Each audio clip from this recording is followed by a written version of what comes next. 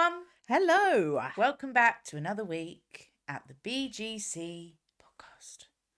Thanks for being here. Thank you very much for being here. And Vic, we've got a very exciting one. Yeah, we do. But should we have the title first? Go on then. Two friends. Hi, I'm Laura. Hi, I'm Vic. One big gay chat. From coming out Staying out. and everything in between. Long-term relationships, Dating disasters. quite possibly the most unreasonable Icks. The BGC podcast. So, mate, Yeah. how's your week been? It's been a good week this week. Yeah? Yeah, very good week. Lovely. Yeah.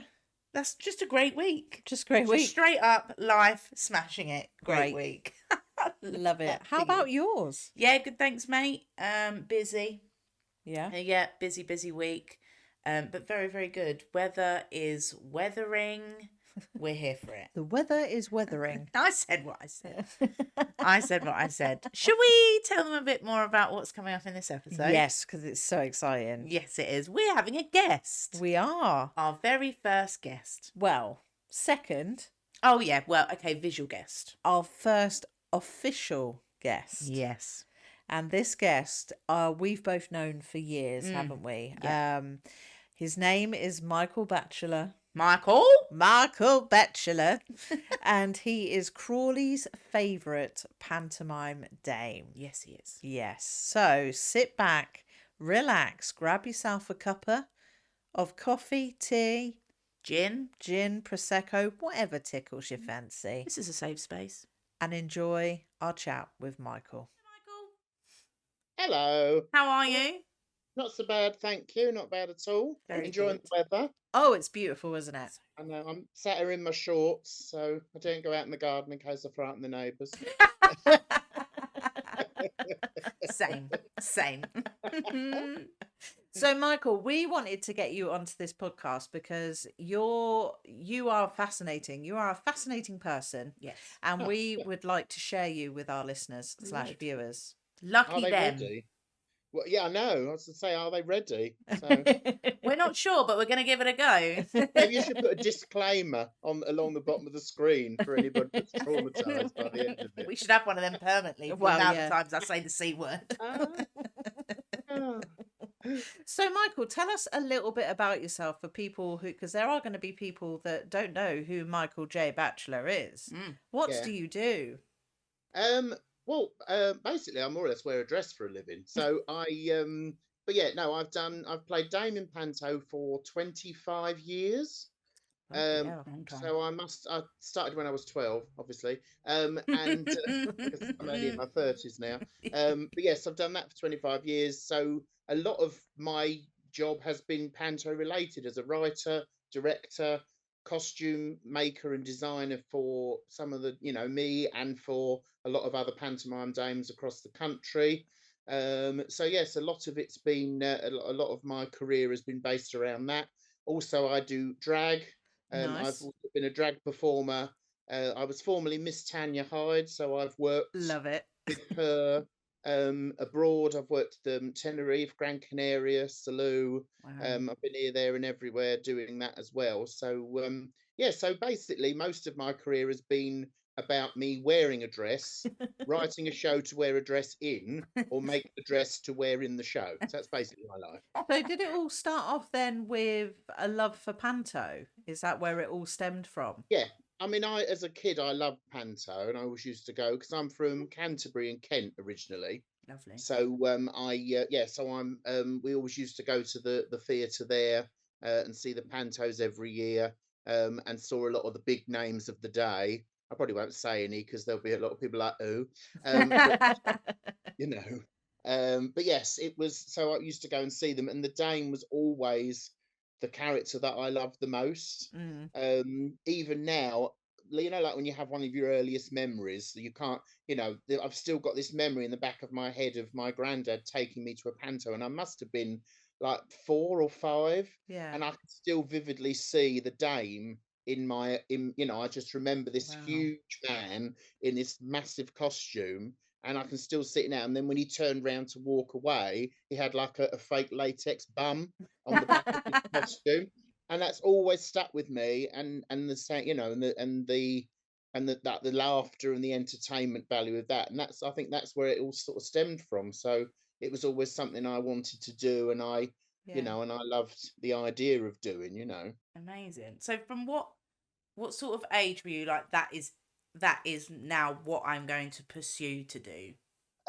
Well, years ago, a friend of mine, Paul, well, he's known as Paulus now. He was one of the judges on All Together Now. They did the 100 judges. Yeah. Oh, Um, yeah. but I went to school with him. We did shows, and years ago we did these variety shows for charity. It was all amateur dramatics, um, and he was the one who asked me to do a sketch. I was 15.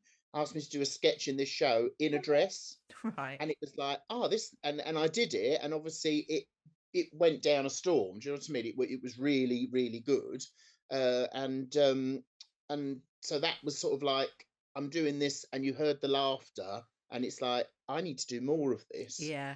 Then when I was 16, another close friend of mine was doing an amateur panto for a homeless charity, and he said, would I play Widow Twanky in Aladdin?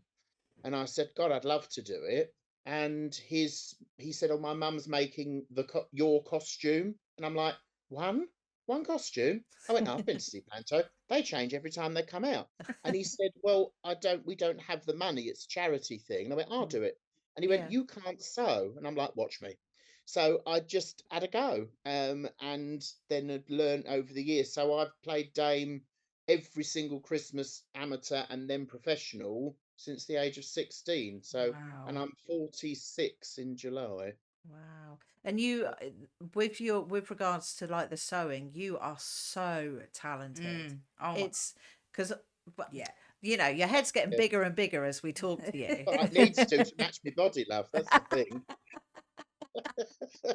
But yeah, I've obviously we've both worked with Michael, haven't we, Mhm. at Butlins, and you are so incredibly talented, not Yeah. only on stage but behind the scenes as well, with the sewing and writing and directing as well. Mhm.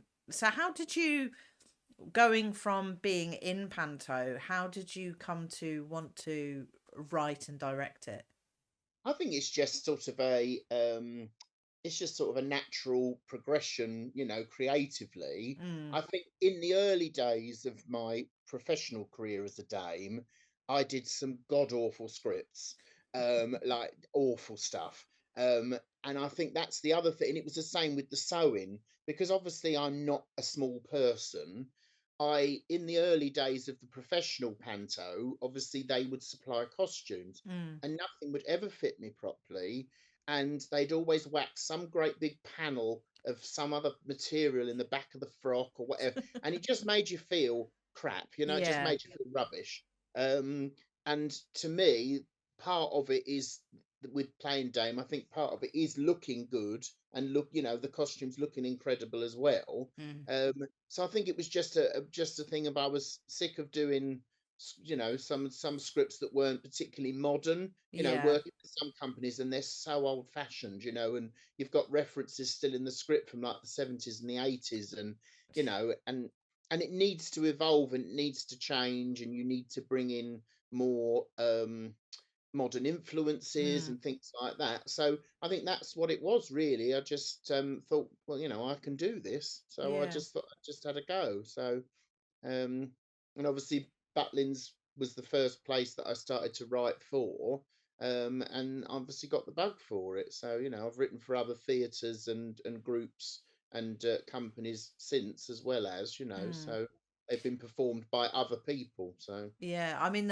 I must admit, I worked at Butlins before you were there and after you were there, yes, and I must admit, the panto took a massive step up as Mm. soon as you got involved. It Mm. was before it was like, I don't know how to explain it without offending anyone, but it was shit. I always felt like it was beforehand, because I did 1 year as a performer in Yeah, the old style of the panto, and it did always feel a little bit like it was the thing you put on in the afternoon in case it was raining. yeah, Yeah. And whereas we then would manage to take it up to being the thing that people wanted to come and see. mm, yeah. um and then that's the thing is Panto can take such a bad rap Mm. because people see it as outdated and old fashioned and and all that sort of thing. And I think that's why, as I say, you need to bring it into the modern age and you need to make modern references, Mm. even more so. It we it's being appropriate as well. There's Mhm. a lot of things that even we would say or do 5, 6, 7, 8 years ago that now you sit and think, actually, we shouldn't be saying that. Yeah. That's, you know what I mean? That needs to change. Um, it's yeah. So there's more to consider. It's you've got to think a lot more about inclusivity. Do you know what I mean? You've got to Yeah. think more about that. I think that's Um, a real like talent of yours as well, is that people can be funny and like take the like piss out of I don't know, a minority, or potentially offend, but with your humor you don't have to do any of that. You don't have to be crass. Mm. Like, it is just I top think the class thing is, jokes. especially with playing Dame, it is. I've always said, really, it is to me, and it's like with how my Dame is. I think a Dame should be like, people should feel like you're a member of the family. Yeah. Yeah. What I mean, you should be, um, you should be like their auntie. You should be like their outrageous auntie or whatever that they see at Christmas. I actually had, because the last, God, this is 11 years this year, I've played Dame at the Hawth Theatre in Crawley. So that's now my residency I do every Christmas. And an audience member actually messaged me on Instagram not that long ago to say, obviously, she'd booked her tickets. Mm. And she actually put underneath, she said, it isn't Christmas for us in our family until we've seen our nutty old auntie. That's what she Oh. said. So I think if you need to, like I said, you need to make them, they need to warm to you. They Yeah. need to feel comfortable with you. And Mm. also, that's the other thing, is if you look as outrageous and ridiculous as possible and you don't mind taking the mickey out of yourself, Mm.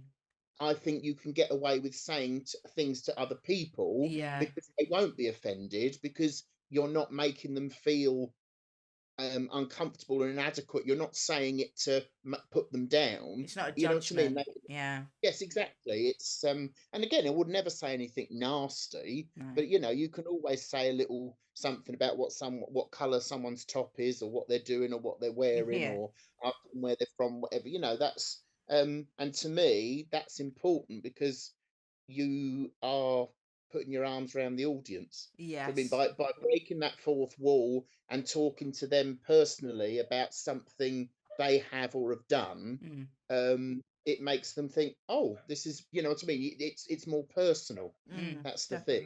Definitely. That's how it should be. No one should ever feel uncomfortable. No.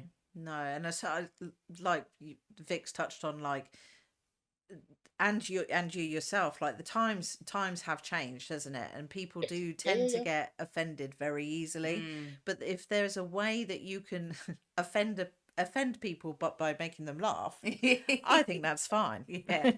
Yeah. The thing is, though, is I also think, though, because there's always so much going on about people saying about being woke and politically correct and all that sort of thing, and people, and um, like I said, people should never feel like they're being picked on, or they shouldn't Mm. be made to feel uncomfortable.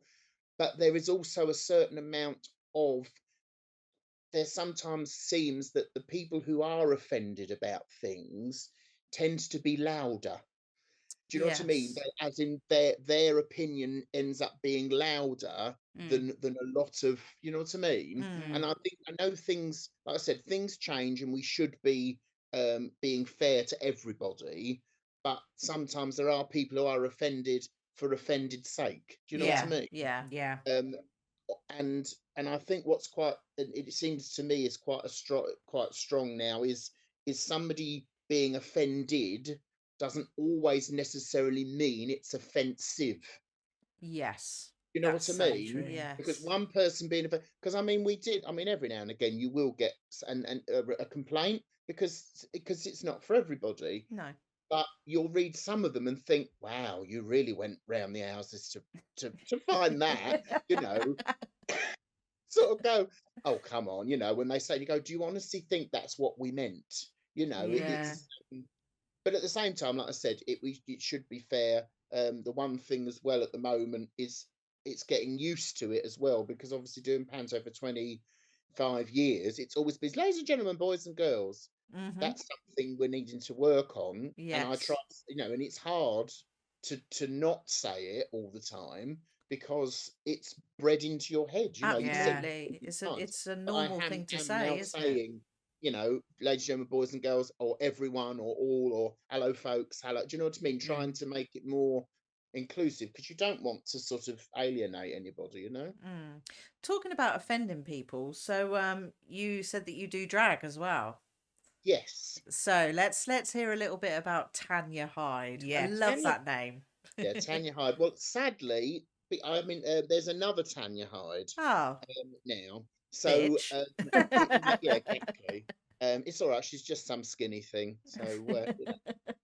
Um, but um, but yeah. So, she may have to have a bit of a makeover and a bit of a rethink before, Mm, because I haven't done her properly for a long time. Because obviously my time's been taken up with the Butlins job and my writing and the yeah. sewing, and um, but it's something I'm bringing back. But yeah, up until this point, it's been Tanya Hyde. She originally was she was invented to be the manageress of the hotel at Alton Towers. That's how it Right. started. So they used to have fake staff in the hotel. Right. So there was me as Tanya Hyde, the manageress of the hotel. There was another character called Dickie Hart, who had a gold. He was the entertainment's manager character. Yeah. There was a character for the kids who was a gardener. So there was all this stuff going on. So a lot of it was meeting and greeting in character, talking to guests like as a manager of a hotel would. How was your stay? Blah blah blah. But obviously, then you would have to make up a funny something out of the conversation. You Mm, know, so you would say, "Where is it you come from?" or you know, all that sort of thing, or you know, what is that you've got on, or where did you buy that shirt, or that's a nice dress, and all that sort of stuff. Um, so obviously that was again family sort of, you know, so it was still yeah. quite pantomime style. So Mm, obviously you still had to keep it. You could be cheeky, but you had to keep it clean. yeah. Yeah. Bit innuendo was fine, but obviously no swearing, no nothing like that. Mm. Um, and then Merlin bought Alton Towers and got rid of everybody. Right. Oh. So I then took Tanya with me, and that's when I started doing her in drag clubs. Like I said, I did a season in Gran Canaria in the Yumbo Centre for my sins. Um, um, and I did a residency in Tenerife for a year. And then I did Salou, which again was like I did all the hotels, restaurants, bars, you know, Wow. clubs, and all that sort of thing. So obviously, then it's a bit more rude and near the knuckle, Yeah. Mm. you know. But even then, my drag has always been a little bit like she hasn't got much of a clue what's going on. Do you know what Mm. I Is mean? that So drag or real life, Michael? to be honest, real life, really. So especially having to go and work in the Yumbo, I mean, literally eye opener. You know, you know, as you know, with me, I'm not somebody that's like a scene person. Do you know what I mean? I don't go Mm, out. I'm not like, you know, I don't go out clubbing and all that sort of thing. So obviously, to be plonked into the Yumbo Centre in Gran Canaria, that's like, oh my god. Yeah. So it was quite a lot for me. So yeah, to be honest, it probably was a little bit like some little old lady being plonked in the middle and not really knowing what's going on. I mean, I would You have know. paid good money to see that. Oh, I know. Well, yeah, exactly. I mean, yeah, just loads of stuff. You know, loads of stuff going on. But yeah, I just used to. I think one of the things I used to say, so some blokes just come up to me and ask me, I want to go into a dark room. I went, I don't even like photography. Um, stuff. Uh, so that was stuff like that. So I would like bypass Yeah. those things by being completely clueless about what was going on. You That's amazing. know. So with your drag and your panto, did you have any like inspirations when you started to like do it more and stuff? Um, well, yeah, I mean, a lot. To be honest, there's a lot of what I do. that a large amount of influence came from, because my mum's a hairdresser, and obviously she trained me, so I did hairdressing as well for 2 or 3 years before I then went and did went and did it all professionally. Um, so there's so much um inspiration you can get from, like your little old ladies in the week, Yeah. that come in for their shampoos and sets, because there's so much. There was one lady, and it was hair I used to do, and that still makes me laugh now, but I can't remember her name. Say she was Mrs. Brown, right? And she came in to have her hair done, and she was hobbling, and I said, "You all right?" She said, "No, I've hurt." She said, "I fell over." She said, "I've hurt myself." Well, what did you do? She said, "I fell backwards." She said, "And landed right on the base of my back, like right at the bottom." She went, "Oh, I'm in absolute agony." And I said, "Oh, there's nothing worse," I said, "than landing on that bit there." And she said, "Yes." She said, "You're telling me." She said, "My coccyx is killing me." Um, and I'm like, "I think you mean coccyx." Um, so so that's the sort of stuff my life has been filled with. This Yeah.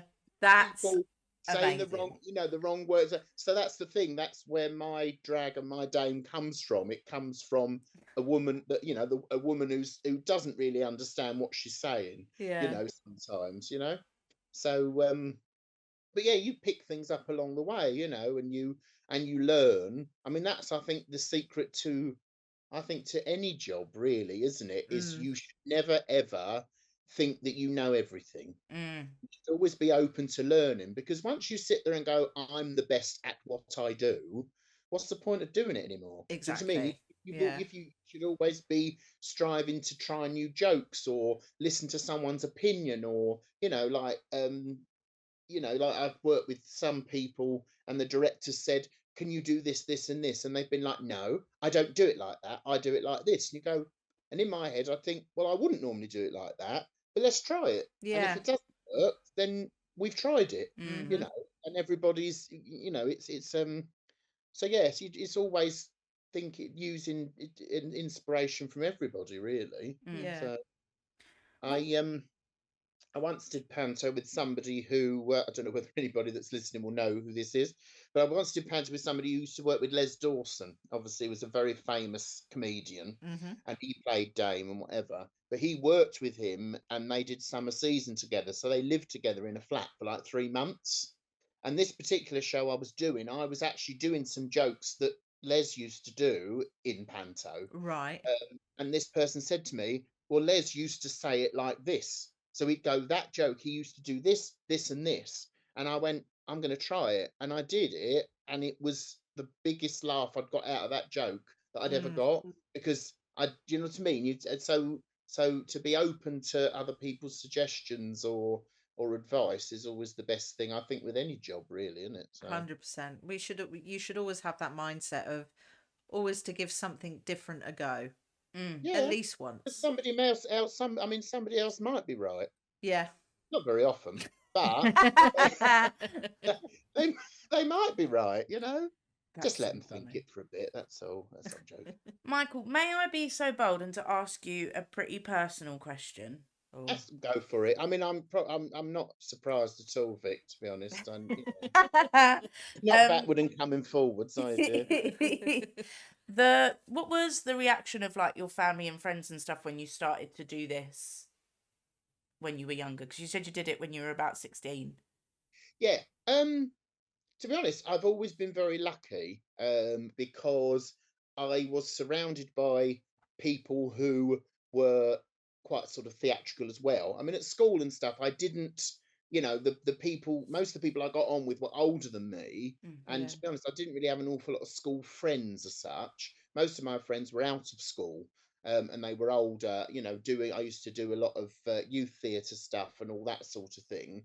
So I suppose in a way I was always in quite a safe space as far as that's concerned. Mm. And family wise, they've always been supportive. I mean, back in the day, I was driven here, there, and everywhere, taken to every rehearsal, and all this sort of thing. So yeah, there's never been any. I've always been very lucky in that way. Obviously, at school there was a lot of people who did take, weren't particularly very nice, Mm. Mm. and did take the mick. But I don't know. I just sort of just try and make it wash over you as much as you can.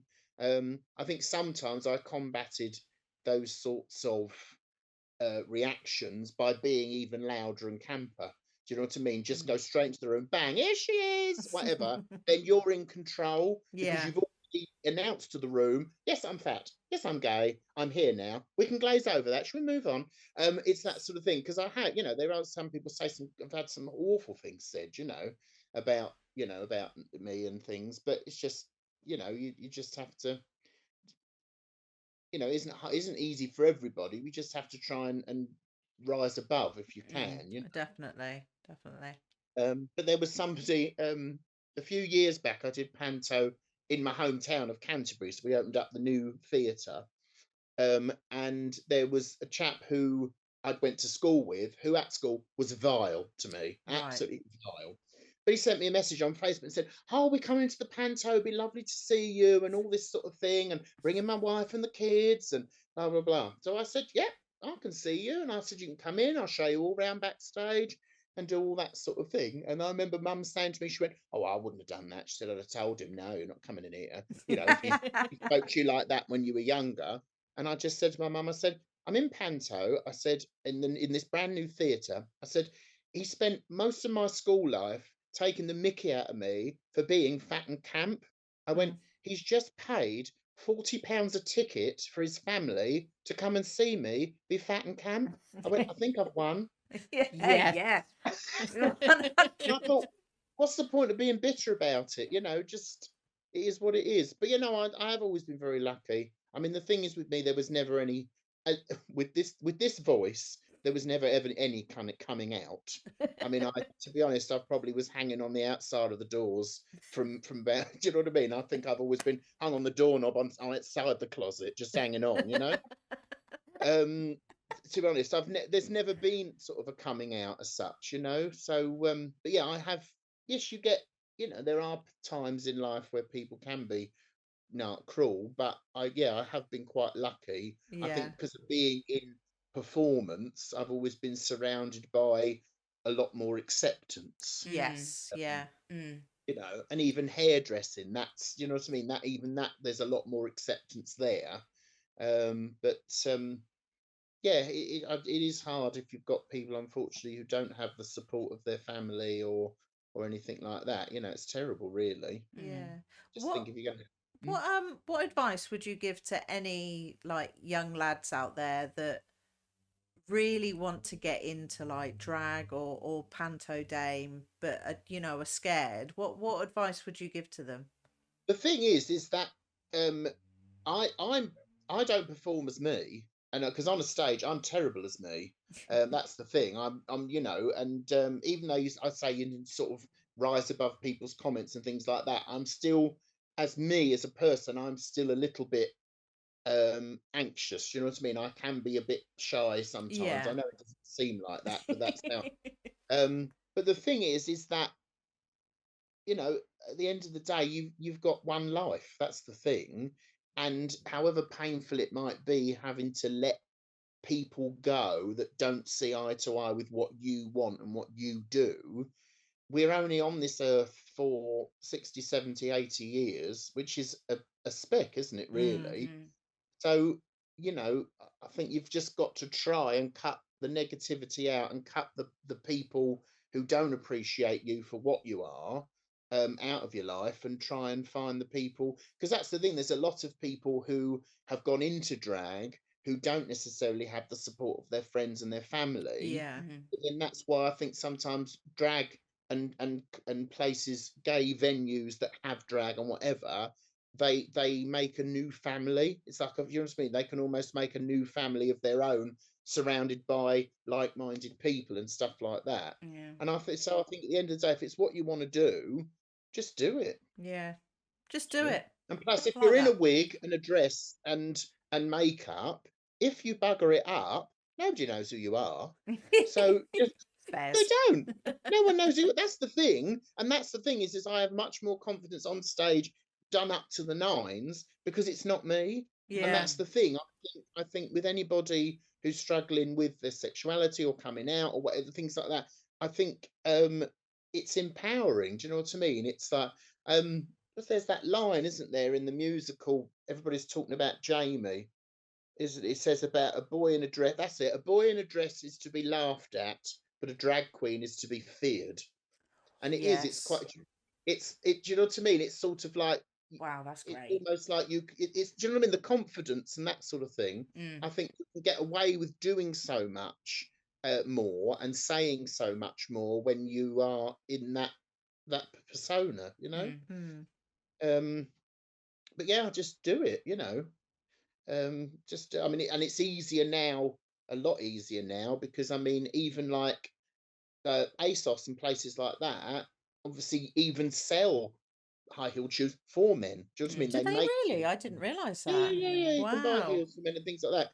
So now it's so much easier. I mean, obviously, when I first started doing it, it was so difficult, to try and find stuff. I mean, there's me, a 16-year-old boy in what was I in that was it. In Dulce's. Obviously, they don't have Dulce's shoe shop anymore. Asking some poor, frightened Sassy girl if I could have a pop sock, just trying a pair of these heels.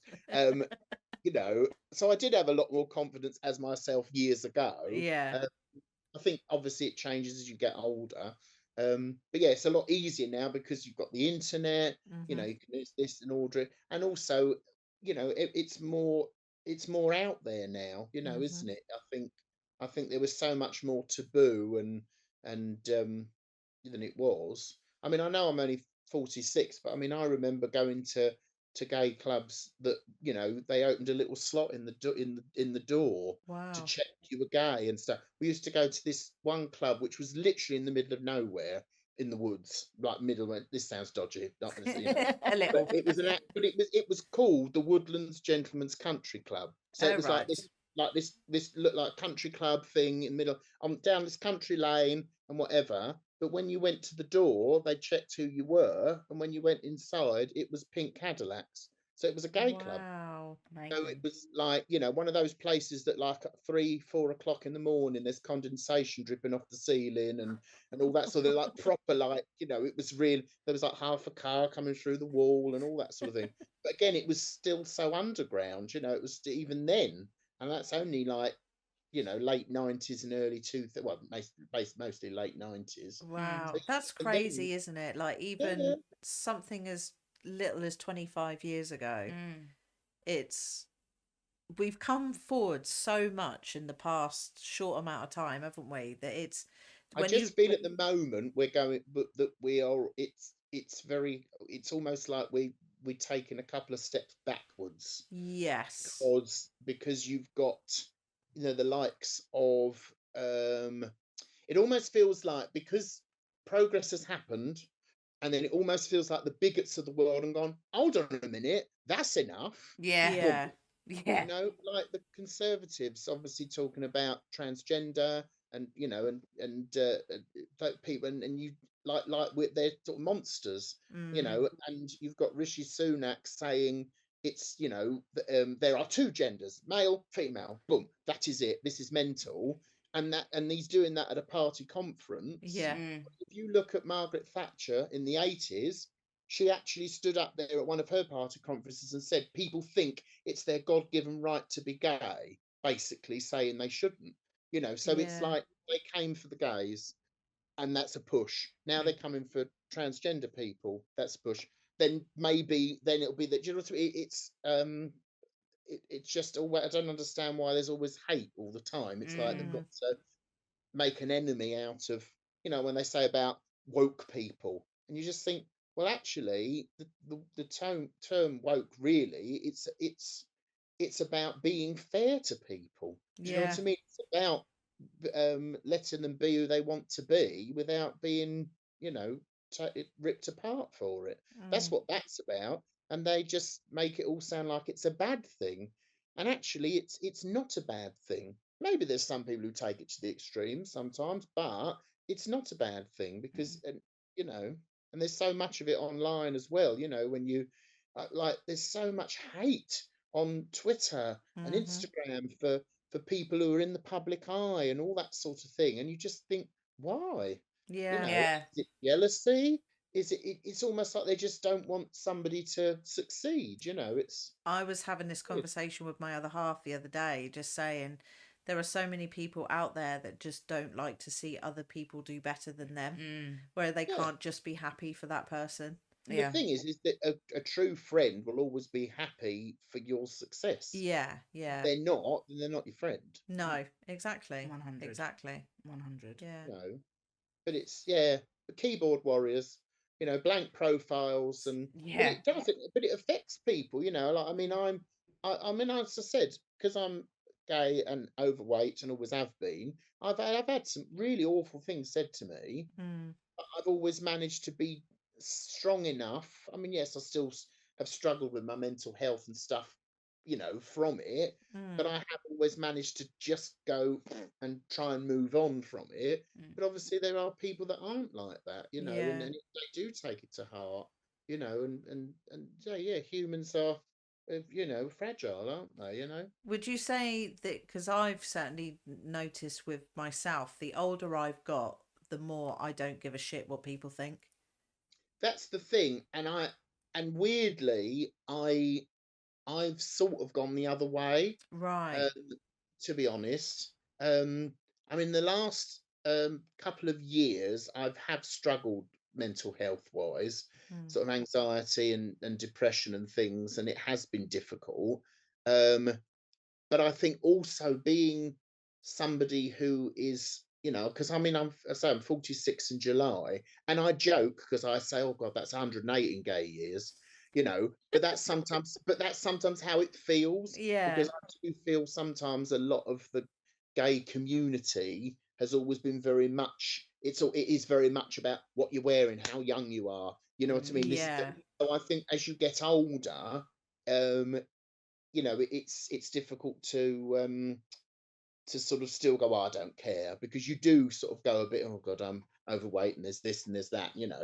Um, but yeah, it's just gotta try and rise above it, haven't you, really? Mm, So, and also when you have problems with your mental health, depression or anxiety, your brain's really cruel to you, yes. because Yeah. sometimes it's like you look fine, you look lovely, you've dressed up, you've got your stuff, whatever, but your brain will still go, you look fat in that.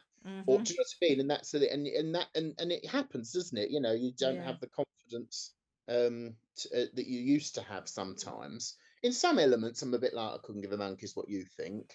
Um, but yeah, it's sometimes it catches you. Yeah. Uh, but yeah, but like I said, you've just got to try and keep going and rise above. Mm. And that's why when I'm performing, that's a massive outlet for me, Yeah. because obviously you're in control, everyone, all eyes on you, and the sound of other people's laughter is literally like a drug. Yeah. You know what I mean? Other people laughing just makes you feel amazing, because if you stand there and think, I just did that, and these Mm, people are having a brilliant time, Mm. um, and that makes you feel good as well. yeah. Uh, so it's always been lovely to be able to make people laugh, and like that woman saying, it's not Christmas till we've seen our old auntie. Yeah. You sort of think, well, I am now part of their family Christmas tradition. Mm. So I'm not just somebody who puts a frock on and minces about on the stage for a bit. They've actually made the choice to buy a ticket to come and see me every single year as part of their family tradition. Mm. And that's, so in a way, I mean, this probably all sounds a bit wanky, but Not at it's all. all but it's a bit of a privilege, really. Do you know what I mean? That they've allowed you into their life. Yeah.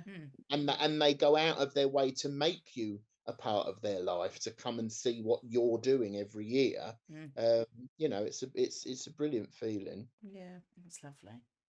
Do you have any more questions for Michael? I just want to know how Dottie is. She's fine. Well, I didn't know whether you could have heard her barking, because Oh, she's she's been. downstairs. Yeah. So yeah, mate, she's Dottie's my sausage dog. She's 2 now, and she's just recovered from her spay. Because we don't want any of that. No. Don't want any babies, and oh God, all that every couple of months. Oh, it's just no. and she wouldn't wear a nappy. She'd just like, I ain't putting that on. But yeah, so she's absolutely fine. But I say she's brilliant. I think that's another thing as well. If you anyone who struggles with their mental health, an animal, a pet, or whatever is just one of the best things. 100%. Because see, I'm getting to the point where I prefer dogs to people.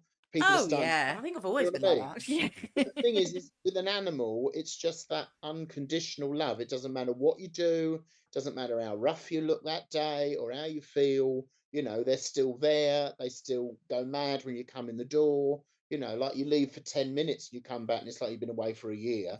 You know, so that you know, that's the thing. You can be having the worst day of your life, and they lift you. You know, they really do lift you. So, but yeah, she is brilliant. Yeah, she's Good. brilliant. Oh, bless her. I'm glad. Well, Michael, thank you so much for coming on. Thank we you. really do appreciate it. All right. So for the people who are listening or / watching on YouTube, where can they catch you this Christmas? Every year I'm at the Hall Theatre in Crawley. I'm doing Jack and the Beanstalk this year, and it runs from the 13th of December till the 5th of January. Nice. So yeah, that's and yeah, I think I've got that right. Yeah, yes, it is right. If they turn up on the day late, tough shit. They should have looked at the website. Exactly, you know, I mean, they might see my face on Crime Watch one day. You know, if I've accidentally gone on a mad spree in Greg's, you know, and Lovely stuff. shop assistant for a couple of sausage rolls. But you know, apart from that, come and see me at Christmas. Do. I will certainly be there. Oh, I'll be there. 100%. Oh, she's always there. Aren't I'm you? always. He's Crawley's favourite, and I'm Crawley's stalker. That was so fun. Do you know what? Michael is always great to talk to. He's just so naturally funny as well. Yes. Like, and I could listen to him honestly talk all day. Like his life experience and just professionally as well is just amazing. He's brilliant. Yeah. He really is. And I had to cut that down a heck of a lot because he just chats and chats and chats some more. Oh, I just love it though. I honestly could listen to all of his stories and all of his insights like all day. Absolutely. It was great. But it is now that time for a Vick's Ick. Yeah, it is. It's time for Vick's Icks. Come on then, Vick, what is it this week? Let's have a little look, shall we? Oh, do you know what? It is an ick, but it's something that your other half said last night. Right, okay. So the three of us caught up with Icks to Girl. And I liked it. So we've now finished the first 4 episodes. Yes, right? we have. Yeah. We are enjoying it, by the way. Are any of you watching it and enjoying it? It's so good. So far, obviously we've filmed this quite a bit in advance because Michael was very busy. Yes. So this is quite a bit in advance, but the girl Amy is an interesting character. I think she's really empathetic. I think she's nice to talk to, but she is a lot, bless her. She is a lot. She's a lot. Do you know what? We're here for the confidence and we're here for it. Do you, Queen? But it's the boots. Oh, those boots. It's the boots for me. Like she's wearing them in like what looks like 40-degree heat. Your tan lines, we had this discussion. Tan lines, icky. Boot tan lines, I didn't even think would be a thing. Amy's proven that wrong. But we were sat here watching it last night, and Marshall's other half turned around and went, "What's happening here? Pool at 12 and mucking out horses at 1." When I tell you, it was the most hilarious thing. I had to write it down because I was like, I don't want to forget that. She was just laying there on the sofa and she's just like, oh, what is this? Pool at 12 and mucking out horses at 1.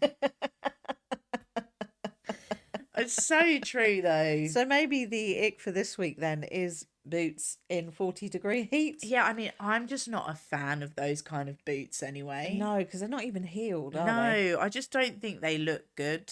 That's my personal thing. You watch all the flat-heeled boot wearers out there are having a fit. Sorry, guys, Because but they're actually like, it's not Paul at 12 mucking out at 1. It's Paul at 12 mucking out at 1 and then going for a ride on my horse.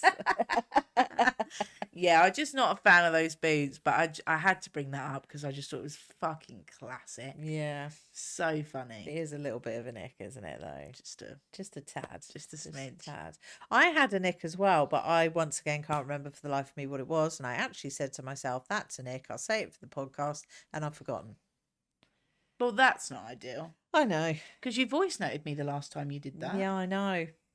I don't know what it was. I'm sure you'll remember it for next week. I'm sure I won't. But